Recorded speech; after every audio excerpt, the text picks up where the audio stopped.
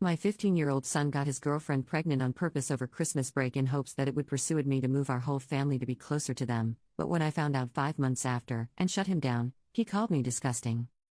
I, 30F, have a child, 15M, we'll call him Ollie, plus other children aged 2, 6, 9 and 11.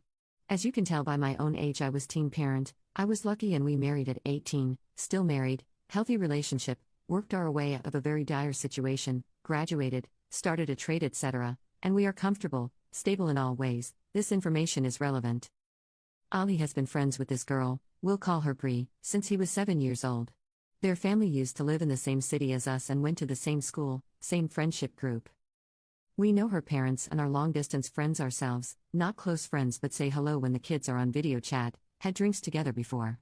Bree's family moved to a very small town 3 states away due to rental affordability. No secret, we all have talked about the rising costs of everyday life. The cost of living in this city has risen, forcing many locals out.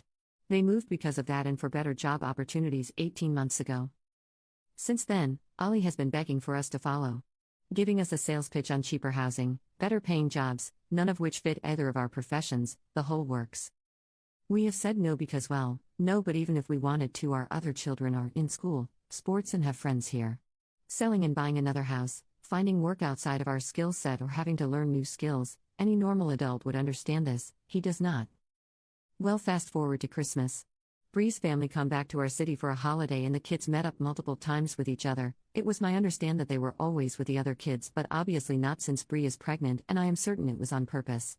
He has access to protection. I don't care for opinions on that. My access was restricted and I had him. He has had intercourse education from me, my husband, school. He knows damn well how babies are made and how not to have one. Ollie now wants me to move to be with her and the baby. It's confirmed. I've talked to her parents, and I said no. I don't feel I need a reason, but he asked. You're 15. We don't have any proof at your child yet. I'm not moving us away from our lives and you aren't going alone until you're 18. We will do a DNA test, then we will look at parenting plans and topped it off with a too bad, too sad. You made your bed, now you have to sleep in it. He took that back to Bree and now all communication between me and her parents has been cut. I'm a terrible person. My comments about the DNA test are disgusting and it's fueling my son's hate for me. He says I am keeping him from the love of his life and future baby, using my own successful relationship as proof it will work out. I actually don't even know if I am right or not. I'm just really upset and feel like my life I worked really hard for has been destroyed. Commenter: nobody going to point out both children are manipulative? Obviously the girl was on board and it sure seems like they both kept it under wraps until it couldn't be aborted. Both children are bad actors here. Update 1. She is due September around the 22nd. So no, there is no option for abortion. I don't think that or adoption ever was. Ollie admitted it was on purpose last night. Apparently, it was Bree's idea first as a joke that turned into a plan together. Bree's parents will only pass messages through my son and I have heard this for myself. I stood outside the door and listened to them tell him tell you mother, insert info below, because I know I will just go off on her about that BS still. They are talking bad about me with my kid. They are appalled I would think that way of Bree when I have known her for more than half her life and do not wish to talk to me. I will not allow him to move out there alone. There are some past issues such as Bree breaking up with him twice in the last 18 months because she found someone that she liked more, her new town, around August and October last year, same boy, and when it ended, she came back to Ollie. Bree is a nice girl but her behavior is toxic and has been since a child. Her mother and stepfather are nice but the relationship is unstable, the house is chaos, 9 children combined, blended family and 2/3 teens with serious mental health struggles. He would be leaving stability for chaos and no structure. I want a DNA test, I will not budge on that. I'm close to cutting his contact totally at this point because they are only empowering him and reinforcing his behavior towards me and his father. His father is a man of few words, which is unhelpful. So far he's backed everything I have said and only really chosen to say you have the intelligence of a pair. Commenter: he's 15. You get to make the decisions and you are doing the right thing. No way can you move your whole family because of this. The responsible thing is to do a DNA and set up a parenting plan. He won't like your decisions, but that's too bad. Sometimes being a good parenting is making decisions our kids hate us for. This is a result of their bad decisions, not yours. Update 2. Things have gone south even further. At this point, husband and I have been blocked on all social media and numbers blocked, but the communication with Ollie has continued. Ali gave us Bree's parents' email address to send an email to, but before using that, I asked him to video chat Bree with me there, and then I could ask Bree to please get her parents so I can talk to them about this and tell her that if they were going to continue to refuse, then I would be blocking all contact to Ali and communication until this is resolved. I told Ali this before the call. At first, he flipped out about it, but it was this or I cut communication completely. I do think he understood that it is not okay that her parents are speaking to me through minors, and he said himself he would like us to talk to each other. Bree joined the call and hung up when she saw I too was there. Ali called back a few times and she didn't answer. She asked via text why I wanted to talk to her, and Ali told her that I wanted to speak to her mother, and if we didn't resolve the communication issue, then all contact would be ended until her parents made contact with us and we make a plan for the next few months, including DNA and then birth arrangements. Said that if the baby is his, we will travel there for the birth and first few weeks after. He told her that I personally think it probably is his baby, but I want to be sure and make sure everything is done right from the start. Well, Bree blocked him with a reply, and he is totally heartbroken, not eating, sitting in his room all day and night, not mad at me surprisingly, very, very sorry for him and to us, sad about it all, and I think regretful.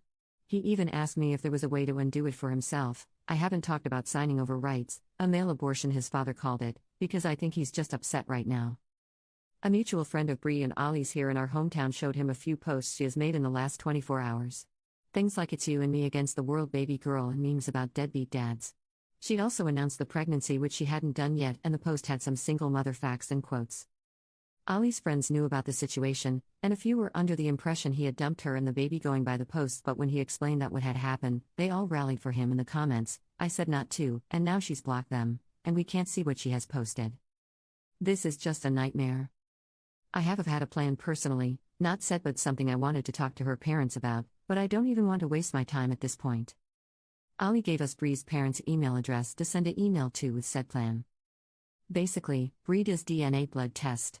We will pay the full $1,500 for it. If it is his baby, we can book flights and plan to be there for the first month. I'll stay too with Ali, maybe even the whole family, and then we can also work on a parenting plan and getting into mediation for a judge to sign off on it. Ali's father and I spilled for the first 7 months of his life, so we have done this before and we know the process. But at this point I think I will just leave it to settle before sending an email.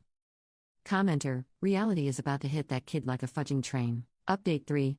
Ali's friend was able to see her Instagram through an old account, different email. I don't use Instagram enough to know what that means, but it meant they weren't blocked when they reactivated. They found the pregnancy announcement post, and if you scrolled across, it showed a digital copy of the scan Bree sent us as a 16-week scan, apparently the first scan she had at the OB. That is dated 0404 and clearly says GA19 plus 3 weeks, making an August due date, I believe, or very early September. This would not line up with the due date given to us, but does line up with when her parents told me she was pregnant mid-April. They told us we've had the pregnancy confirmed and sent a photo of the printed pic, which the date isn't on there. I actually think it may have been cut off the top. I haven't told Ali this yet because I want to be sure. I am very concerned about his mental health at the moment and taking that into consideration. But unless she gave the wrong period dates and the baby measured only 16 weeks, then it's not possible for it to be our son's. Also added information, her due date from what we know is September 22nd. She was here from December 20th to Jan 7th, and saw Ali December 21st and 22nd and January 4th and 5th. Never overnight. I asked Ali when did this happen, and he said January 4th was the only time, which makes more sense as they were in public gathering otherwise. They were at a mutual friend's birthday that night but never stayed overnight. I have had 5 kids and I know the dates are too close to figure it out that way. Ali also said that the joke Bree made was to just see if it happens, the pregnancy, because then it's obviously meant to be, and he would be able to move. To me it sounds like she had the plan a lot longer, but I may be biased here. Commenter 1. So what you're saying is that the most immature people in this situation are Bree's parents. I expect teenagers to make questionable decisions, although generally not to the extent of get pregnant on purpose so we can force people to move, but the parents are a whole new level of WTF. Commenter 2. Bree's parents will only pass messages through my son. Fudging ridiculous. I'd tell them either they communicate with me like an adult or they handle their pregnant teenage daughter by themselves. I will not discuss this serious matter by playing telephone with a 15-year-old.